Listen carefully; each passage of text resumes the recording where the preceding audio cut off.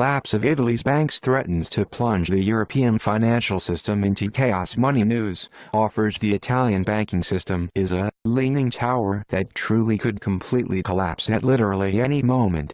And as Italy's banks begin to go down like dominoes, it is going to set off financial panic all over Europe unlike anything we have ever seen before. I wrote about the troubles in Italy back in January, but since that time the crisis has escalated. At this point, Italian banking stocks have declined a whopping 28% since the beginning of 2016, and when you look at some of the biggest Italian banks, the numbers become even more frightening. On Monday, shares of Monte dei Paschi were down 4.7%, and they have now plummeted 56% since the start of the year. Shares of Carige were down 8%, and they have now plunged a total of 58% since the start of the year. This is what a financial crisis looks like, and just like we are seeing in South America, the problems in Italy appear to be significantly accelerating. So what makes Italy so important? Well, we all saw how difficult it was for the rest of Europe to come up with a plan to rescue Greece. But Greece is relatively small. They only have the 44th largest economy in the world. The Italian economy is far larger.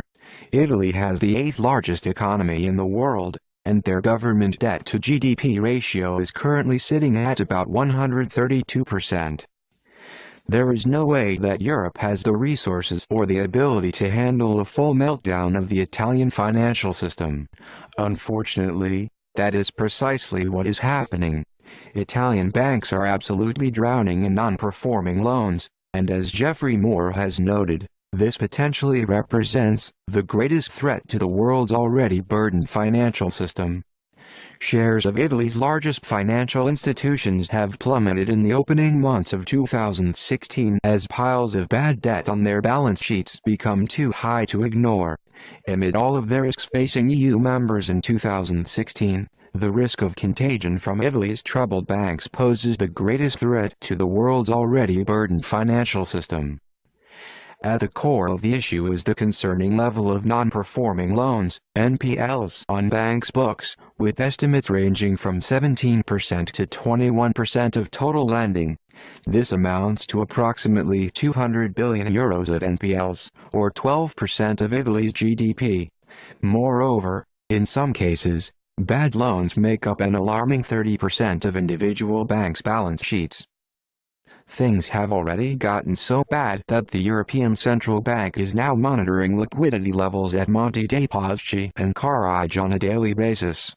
The following comes from Reuters.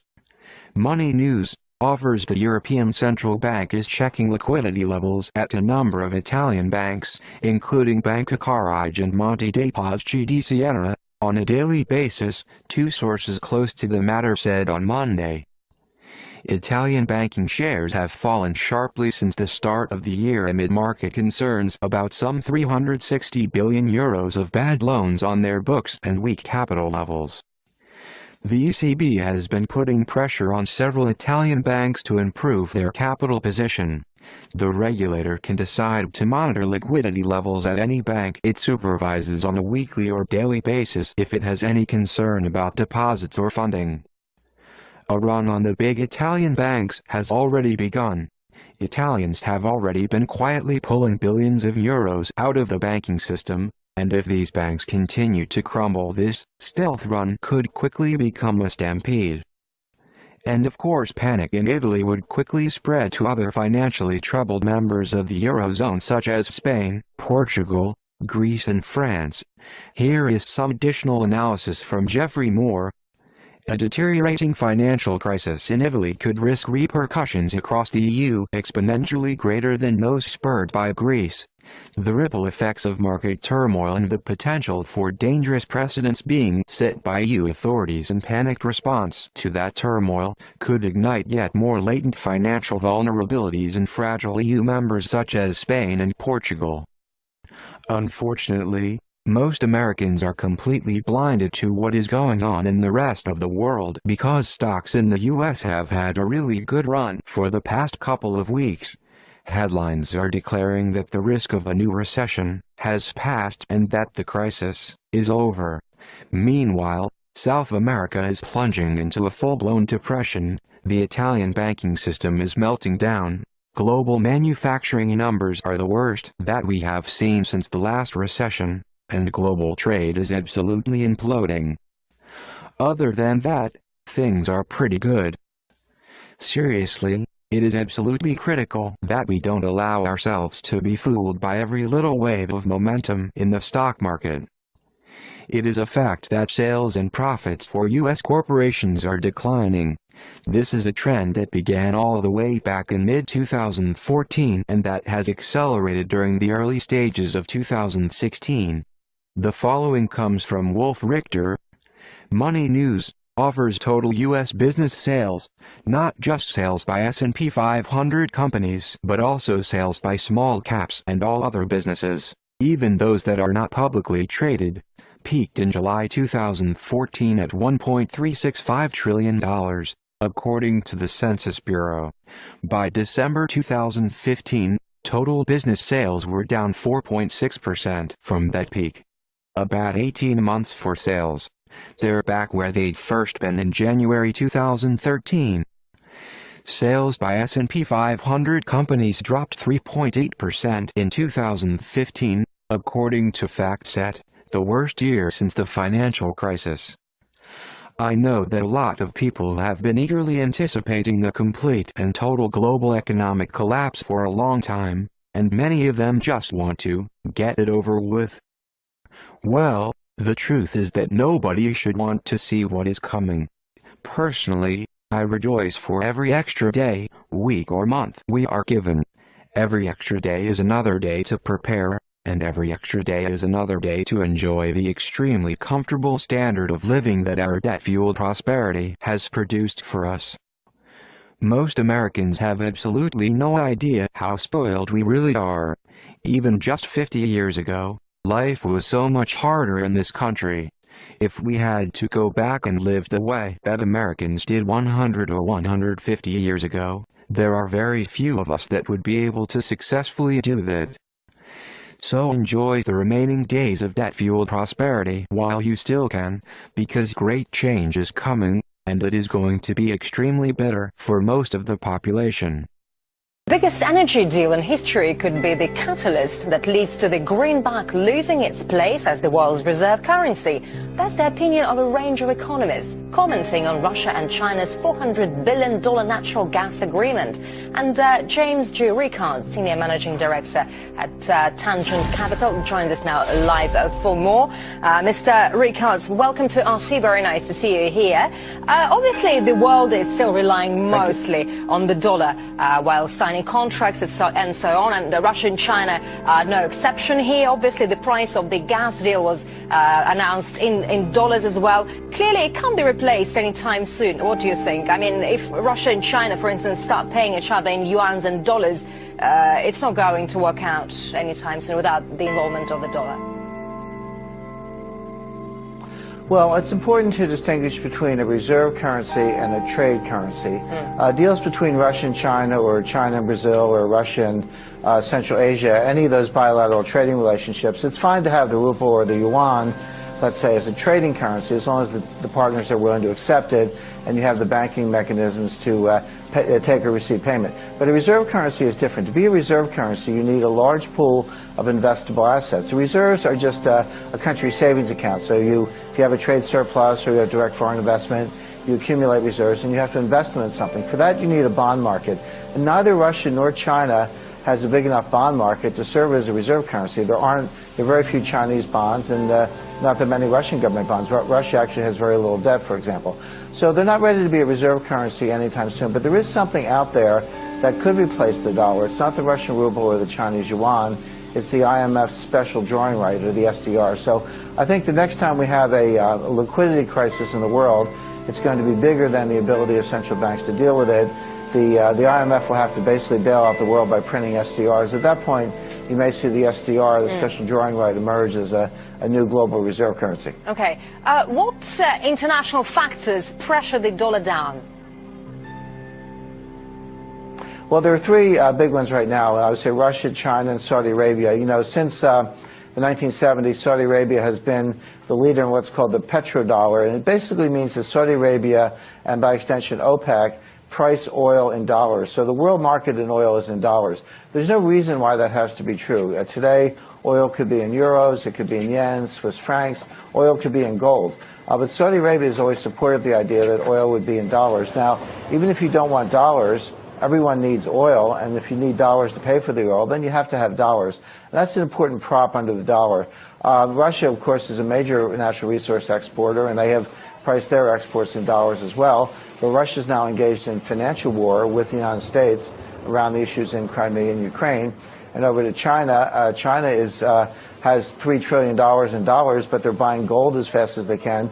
China worries that the U.S. is going to devalue the dollar through inflation, and so they want to have a hedge. If the dollar goes down, the gold will go up. So, you know, China getting gold, Saudi Arabia backing away from the dollar, the U.S. and Russia confronting each other. Three of the legs of the stool, Russia, China, and Saudi Arabia, are all being pulled out from under the dollar. So this is very bad news for the dollar.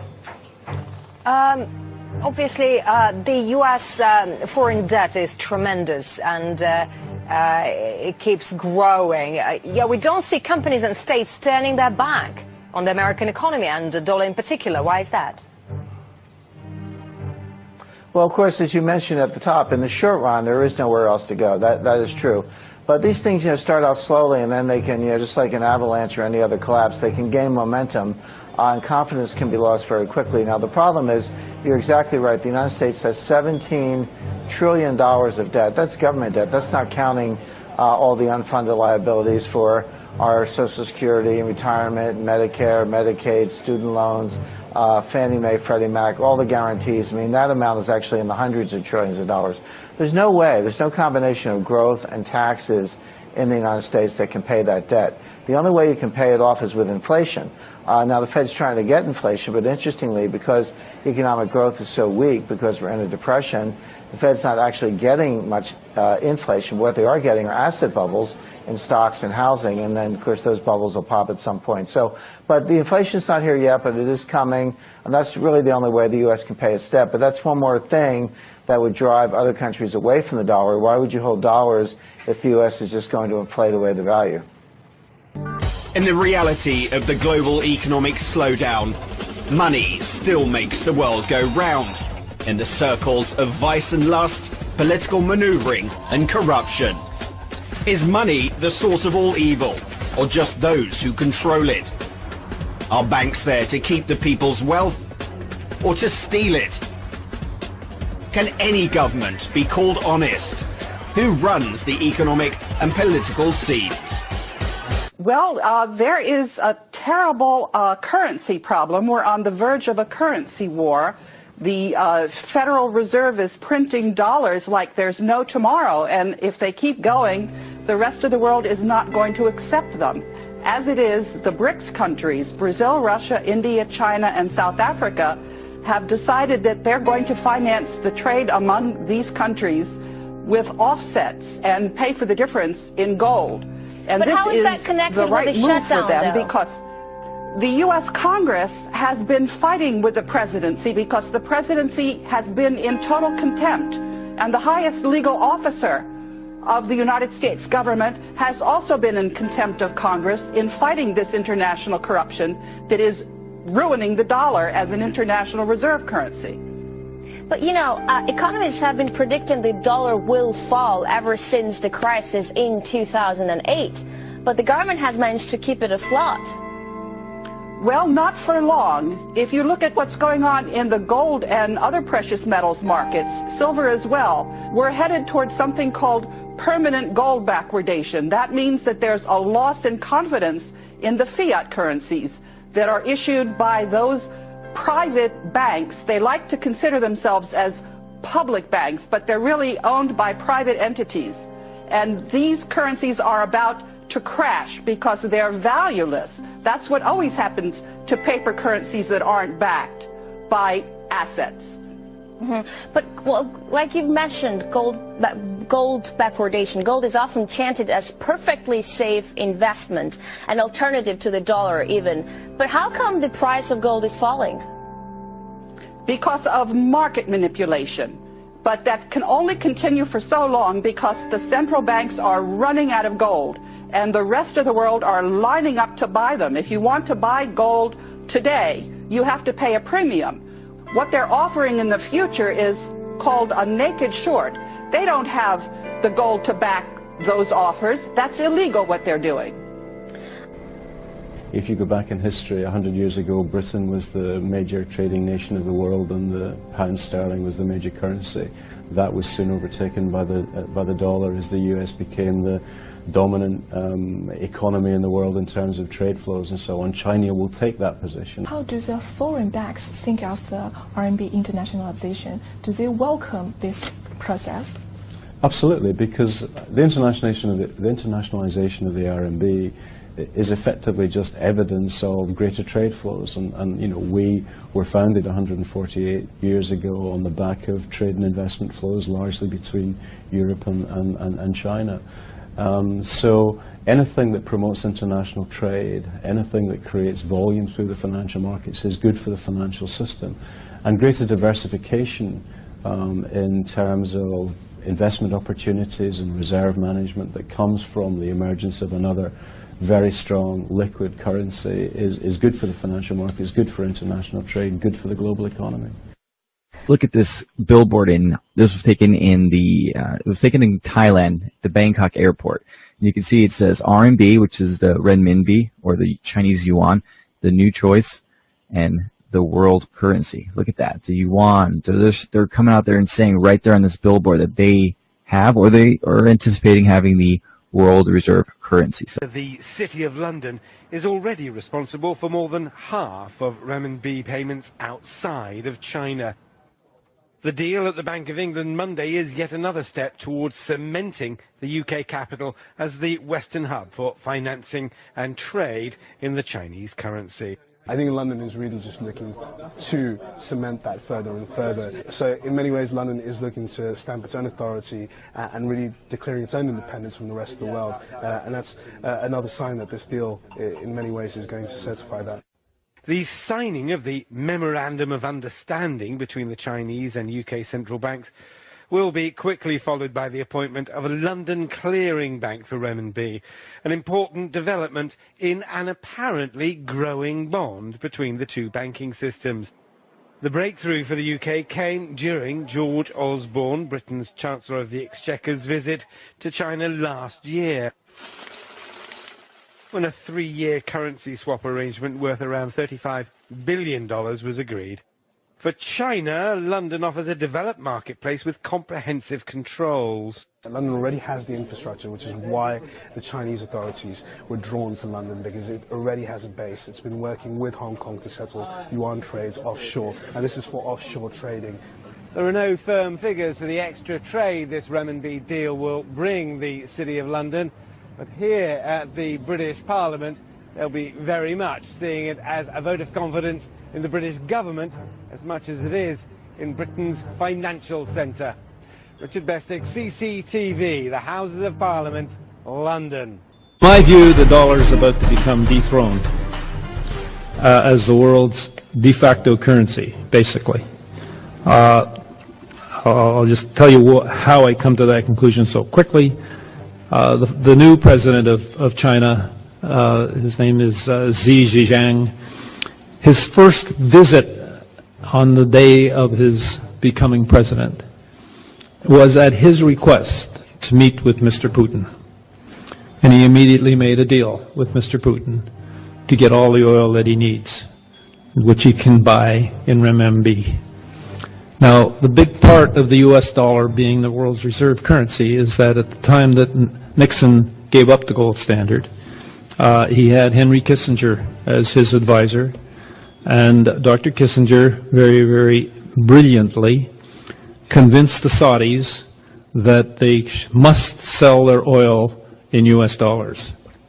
And that's the way the US dollar became the reserve currency of the world, because everybody needed oil. The only oil that was available in those days, we didn't have shale. We had the shale. We didn't have the brilliance in how to use it. But everybody needed oil, and they had to buy it with US dollars. And that's how the dollar got to where it is today. It's about to become dethroned as the world's de facto currency. The closing words that the reporters reported from Xi Jinping and Mr. Putin was shaking hands, and we have an international partnership that is very important. In 1929, the supply of paper money was limited because it was backed by silver. Our current dollar, US, is backed by nothing. So people would use the dollar because they could turn it in and get silver. The Chinese have $3.5 trillion US dollars, and they're spending these dollars as quickly as they can. And it will not be long before the rest of us in the world and the US will be thinking likewise. I do, as we buy things to protect our future purchase power. In the 30s, everyone wanted US dollars. Today, everyone wants to get rid of them. Buying hard assets is what you'll hear from many people in the business that I'm in. We're headed to a period of stagflation, maybe serious inflation, but stagflation for sure. And the United States will be losing the privilege of being able to print at its will of the world's reserve currency, a period that will be very inflationary. And I can tell you that before that happens, it is likely going to become quite ugly. We're living through a very uncertain atmosphere, and it's all related to politics and money. And interest rates and confidence turns overnight. Investors are not rational. There's no time when the truth takes place. China is the world's largest debt holder. Japan is the second largest debt holder of U.S. money, and they have to act on their own interest, and they are. 1.6% interest rates are not deserved by the United States. The problem is the United States can't afford to pay anymore. So they don't deserve their bond rating, and they're probably going to lose it. Discretionary spending in the United States is 36% of government spending. There's an excellent chance that the U.S. will soon be determined to be in a recession once again. I believe they already are. It's highly likely that they will be soon determined to be in a recession. 75% of their new jobs are low-wage, part-time, and often government-inspired. Unemployment is understated. Real unemployment is probably closer to 15%. Even Walmart is suffering. The end result of higher government spending, the full employment policy, and the U.S. Federal Reserve's obsession with interest rates has been a roller coaster ride along a rising path, and a rising path of inflation, which from time to time is brought under check. But each time it rises again, and after a check has been rising on a fraction of income is received along with the government tax receipts. Since time immemorial, sovereign kings, emperors, or elected parliamentarians of any sort have used magic money to acquire things or wage wars. And it just doesn't work. I'll quote Jim Grant, and I'll close. You'll rifle through history books in vain to find another monetary era like this one. A reserve currency made of paper, nothing else, is one novelty. A pan-European currency, also weightless, is a second. Chronic and immense imbalancing. A deepening deficit in America is a third. New York Stock Exchange. It's a cold, breezy day on Wall Street as markets await the Federal Reserve's announcement for QE4. Futures are up significantly. The Dow Jones just breached its 2008 high of 14,164. Gold just at an all-time high of 2,900. Silver just reached $100 per ounce. The dollar index is holding at 53. With official unemployment at 16.3%, there's a nervous feeling on Wall Street that if this doesn't work, the world could implode into a depression that will last for the remainder of the decade. 8:19 a.m., Beijing. Chinese officials announced that they can no longer allow Washington to devalue their holdings. After making their concerns private, China accepts that Washington will never stop paying its debts with inflated currency. China makes an official statement from Beijing, quote, "We have made our concerns known privately for some time. With QE4 about to be announced today, China will have no choice but to stop purchasing U.S. treasuries. We have allowed Washington to try to work through their imbalances for 4 years. But with global inflation and U.S. consumers rapidly shrinking as a percentage of global GDP, we feel that a Western recovery is unlikely until they reform their entitlement programs." 8:45 a.m. New York Stock Exchange. Upon hearing the statement from China, Dow futures have a sharp reversal and begin to drop. Gold leaps past $3,000 per ounce, up $150 per ounce in the last 26 minutes. CNBC awaits a statement from the White House. 8:50 a.m. Washington, D.C. The president makes an official statement to calm investors' fears. He tells Americans that he has spoken with several G20 leaders. They have assured him that they will continue to increase their purchase of treasuries and believe that a strong U.S. economy is the only thing that will bring back global prosperity. He has also spoken to Chairman Bernanke, who assures him that a strong dollar will be the result of QE4. The president also reminds Americans that his recent New Deal recovery programs that he passed through executive order will increase the likelihood of a lasting recovery. He also notes that Beijing, since 2009, has slowly been reducing their holdings, so the impact will be minimal. 9:51 a.m. New York. Dow futures fall 850 points in the first 20 minutes of trading. Markets are halted for 1 hour by the authorities. 10 a.m. Main Street, America. The news about the stock market in China has now spread. A panic begins to sit in and unprepared Americans rush to the grocery store. In an attempt to purchase food and water, Americans that didn't know what was going on are alerted by all of the news stories and panic buying. Within 50 minutes, there is a nationwide rush to the stores. Empty store shelves in America become a reality. 10:52 a.m. New York. Markets reopen and the Dow Jones resumes its collapse. Investors around the world join the sell-off in bonds and stocks and begin to purchase commodities. Unlike the panic of 2008, this time commodities are seen as the only safe haven from a dollar crisis. 11:30 a.m. New York. The Dow falls 1,700 points since reopening. Trading is halted for at least 2 hours. The Federal Reserve injects $200 billion into the markets and announces that QE4 will be delayed until further notice. Congress is called back to D.C. for an emergency joint session. Some members of Congress are saying that they consider China's statement a financial attack.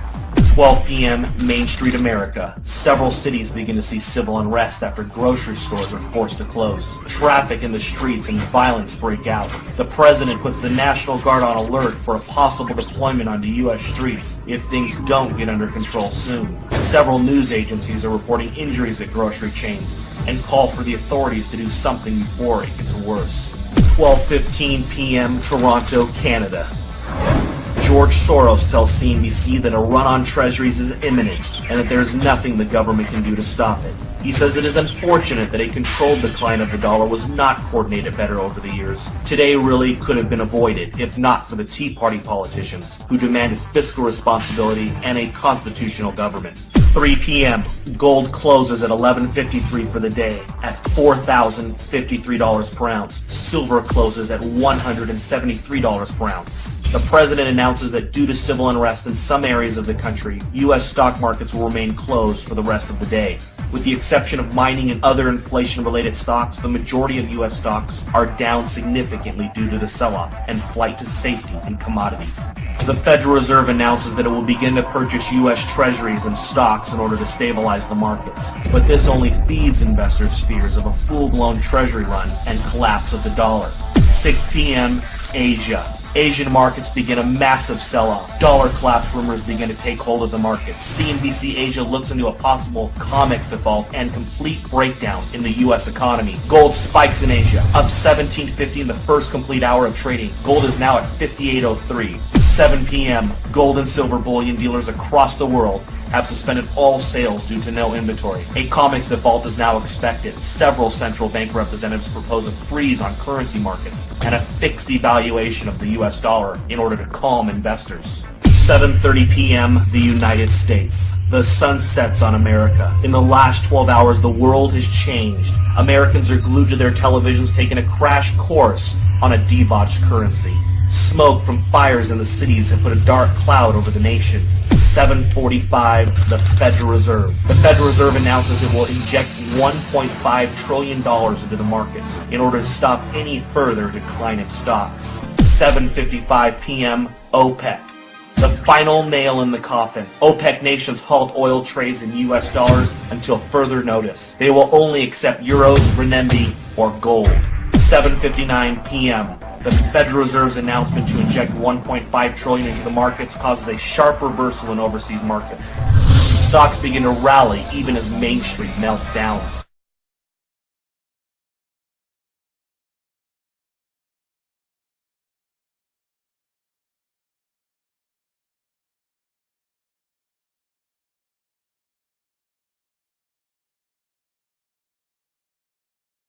Global Economic Collapse 2016. Global economy to collapse in 2016? Are fears of a global economic collapse too gloomy? Not if you've been paying attention to all of the economic data that has been coming out over the last number of years. Sure, permabulls have been finding misguided solace in rising stock market valuations, but the mirage of global growth is starting to melt into thin air.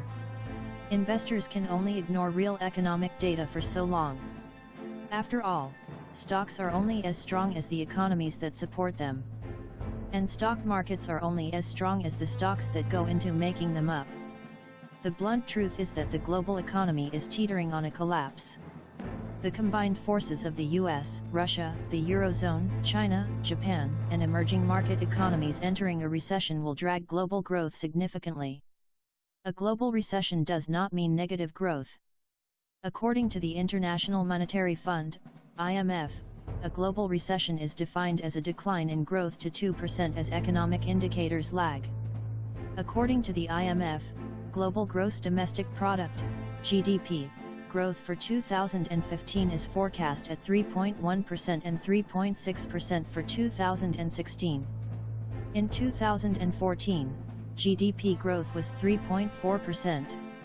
But those estimates are pretty frothy, especially when you consider how often those forecasts get revised downward. Source: uncertainty, complex forces weigh on global growth, IMF.com, October 6, 2015. A 2016 global recession made in China? The global economy is grinding down. And Asia's largest economy is leading the way. Chances are good that the Chinese economy will experience a hard landing in 2016, acting as a millstone around the neck of the global economy. That's because, if China enters recession, with Russia and Brazil already in one, other weakened emerging economies will follow suit, dragged under by weak demand for Chinese exports. Emerging economies account for between 40% and 60% of world GDP. They have also been hit hard by the slump in commodity prices. On top of that, for many emerging economies, China is their largest trading partner. The IMF recently cut its forecast for emerging markets to 4% this year, down 0.2% from its July update. This marks the fifth consecutive year of declining growth in a level roughly half the rate the IMF announced 6 years ago. In August, Barclays lowered its expectations for Chinese growth in 2015 from 6.5% to 6.6%. Then they lowered it even further for 2016 from 6.6% to 6%. China is a little more optimistic about its economic outlook and expects to reach its growth target of 7% in 2015. Government leaders are forecasting 2016 growth of between 6.5% and 7%. While this sounds pretty decent when compared to the US economy, this still represents the worst performance in more than 20 years. Naturally, the country will continue to push ahead with economic reforms. But as we've seen, they don't really work. The country has slashed interest rates 5 times since last November, to 4.85%, devalued the yuan, and tried to prop up its stock market. All to no avail. The country's manufacturing sector is looking increasingly weak. For example, the Caixin Flash China General Manufacturing Purchasing Managers Index, PMI, a key indicator of the Chinese manufacturing sector, dropped to a 78-month low in September. Source: Caixin Flash China General Manufacturing PMI, Market Economics, September 23, 2015. The index currently sits at 47.0, down from 47.3 in August. Any value below 50 on the PMI suggests contraction in the manufacturing sector. The overall softness in the Chinese economy points to a slumping global economy. At the same time, the signs of China's effect on the global meltdown can be felt everywhere, from the decline in GDP growth among emerging economies to low commodity prices to the downturn in global trade to inflation. With interest rates already at ultra-low levels, there's nothing left for central banks around the world to manipulate. This time, the global economy is going to be left to its own devices. Central banks will certainly try and implement some sort of monetary policy to kickstart the economy, but it will be too late. China has led the way to higher debt, followed closely by other emerging economies including Turkey, Chile, and Brazil, all of which will be vulnerable should the Federal Reserve ignore warnings and raise interest rates. Eurozone economy is sickly. The Eurozone is the largest economic region, and its economy is also in jeopardy. The IMF recently trimmed its growth outlook for the 19-nation Eurozone to just 1.5% this year and 1.6% in 2016. During the first quarter, the Eurozone economy grew at a glacial 0.5% and 0.4% in the second quarter. To help kickstart the economy, the European Central Bank, ECB, which has set an inflation target of just under 2%, launched a €1 trillion stimulus program to support the sagging Eurozone economy. Source: ECB starts buying German, Italian government bonds under QE plan, Bloomberg.com, March 9, 2015. The ECB began purchasing sovereign debt in March and will continue to purchase until the end of September 2016. But the ECB could follow the unwise path of the Federal Reserve and initiate another round of bond buying if the Eurozone economy doesn't take off. Maybe it will even be open-ended. Specifically, the IMF said that Germany, the largest economy in the region, will continue to drive so-called growth, expanding at 1.5% in 2015 and 1.6% in 2016. France, the second largest economy, will grow at 1.2% this year and 1.5% in 2016, and Italy, the third largest economy in the Eurozone, will grow at 0.9% in 2015 and, apparently, hit 1.6% in 2016. A lot has changed in the Eurozone since the markets bottomed in 2009, and not all for good. Case in point, by 2016, China's economy will be 87% bigger than it was in 2009. Meanwhile, in the Eurozone, the Spanish, Portuguese, Finnish, Italian, and Greek economies will all be smaller than they were in 2009. Source: Europe is the sick man of the globe. Britain will thrive away from its enfeebling grip. Citiam.com, September 29, 2015.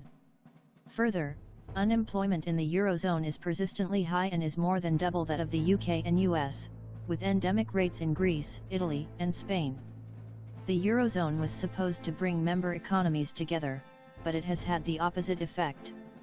Disharmony, weak GDP growth, and high unemployment are the earmarks for an economy teetering on the edge. US Recession 2016. No country is an economic island. The US is finding this out more and more. It's hard to argue that the US economy is in growth mode when S&P 500 economies are experiencing back-to-back quarterly declines in earnings and revenue. The Dow Jones Industrial Average, which is made up of the 30 largest American companies, is down 5.7%. The S&P 500 is down more than 4%.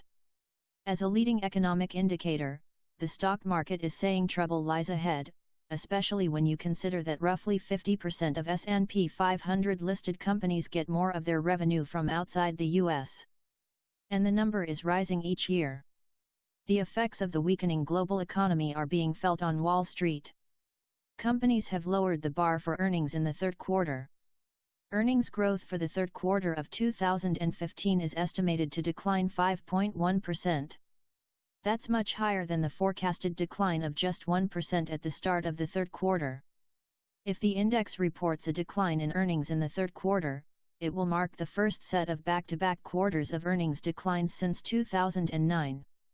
Source: FactSet Key Metrics, FactCT.com, October 2, 2015.